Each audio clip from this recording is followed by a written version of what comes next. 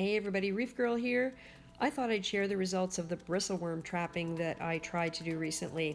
You might be a little surprised at the results. Here is the Coral View bristleworm trap called Trap-'em in place in my 29-gallon cube. This is the one that has the ginormous bristleworms in here that crawl all over the zoos and make them close up. So there we go. I just put it in a couple minutes ago. Nothing's come out to take a look at it yet, but I'm sure it won't take long. And it just occurred to me it might be fun to have a little competition. This is my homemade bristleworm trap. I made this out of a travel size lotion bottle and cut little holes in the side. Can't remember, maybe my husband drilled them in there, probably. And then just slid drinking straws in through the holes. So I used this in my Pico tank because I needed something super small, and there was a giant bristleworm in there that really was wreaking havoc. And so this is what I used it for, and I stuck it in a drawer thinking, oh, I might use it again someday. So the day has come. I'm going to also put this in my 29 right beside the other one, and we'll see what we catch. I have to say, my trap is much easier to put the bait in. I've got this jar of smelly pellets. Get the little tiny spoon. Put them in the bottle. I'm doing this through the camera, so hopefully I won't miss. Yeah. So this is much easier to get the bait in there than fiddling around with the middle of the Coral View Trap-'em. And I'm going to screw the lid back on and then get it sunk into the tank. And here we are with my homemade trap in the sand in the same neighborhood as the Trap-'em. And looky here, not even 5 minutes later we have our first customer. Or should I say customers. There are a couple of bristleworms checking it out. I did file the pointy ends of the caps, the end caps, down. The instructions said if you have big worms to catch, you need to file down the points where the opening is to make the opening larger, to remove some of the bottom end of the cone. So I did that because the worms I want to catch are positively massive. So, looks like there's a worm going in there. Let's see if he actually goes through the hole to get the bait. And they appear to be lining up to get into the trap. That one is pretty far in, but who knows how long he is.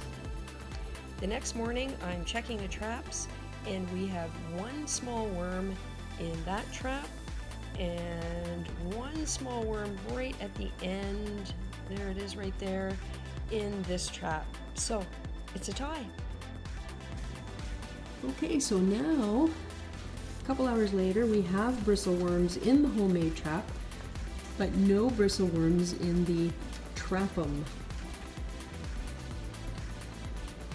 So I gotta get that out of there before they figure out how to get back out again.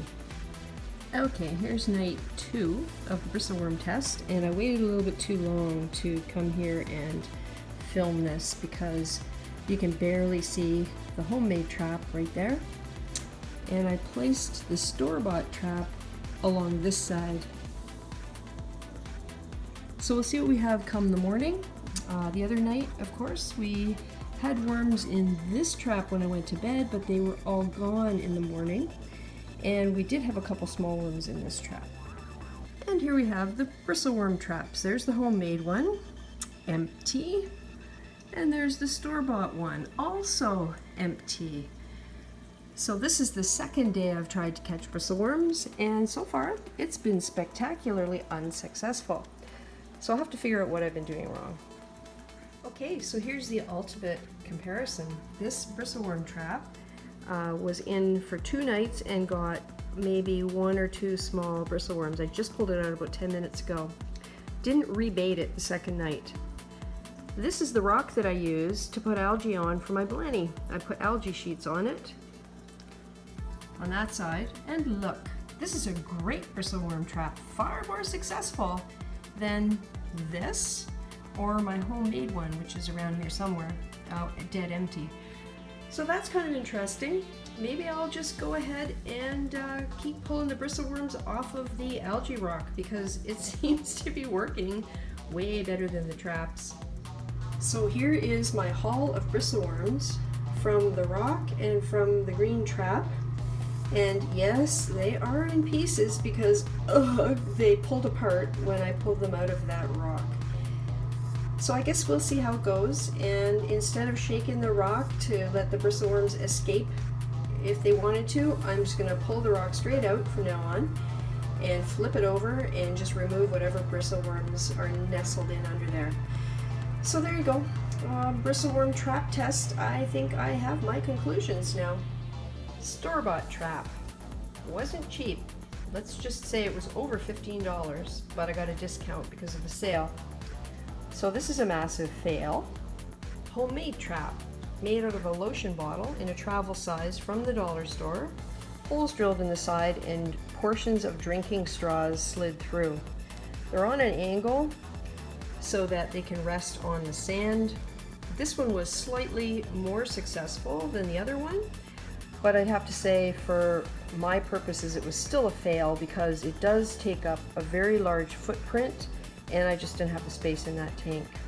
And the winner is the rock that I used to put algae in the tank for my blenny. You can see there are worms in there. There's also a pod going mental because I pulled them out of the water. I have tried to save these guys and get them back in, and you can't catch them, so it's too bad. Maybe I'll try and dip the rock in.